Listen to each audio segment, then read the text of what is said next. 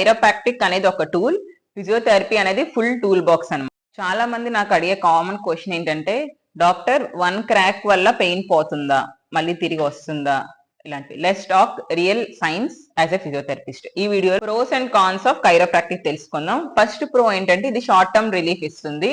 అంటే క్రాక్ వచ్చిన కొన్ని డేస్ కి మీకు చాలా రిలీఫ్ గా ఫీల్ అవుతారు, బట్ పెయిన్ అనేది మళ్ళీ వచ్చేస్తుంది. ఇది క్రాక్ ఎలా వస్తుందంటే బోన్ బ్రేకేజ్ వల్ల కాదు, జాయింట్ లో ఉన్న ఎయిర్ బబుల్ ని రిలీజ్ చేయడం బట్టి మనకు ఆ క్రాక్ అనేది వస్తుంది.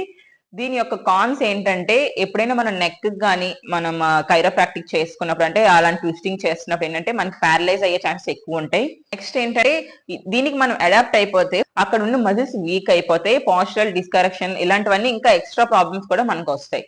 యాజ్ ఎ ఫిజియోథెరపిస్ట్ నేనేం చెప్తానంటే, you can go for short term chiropractic, mean while you have to go for exercise. Short terms లో చెప్పాలంటే కైరోప్రాక్టిక్ అనేది ఒక టూల్, ఫిజియోథెరపీ అనేది ఫుల్ టూల్ బాక్స్ అన్నమాట. Thank you. Follow us for more videos.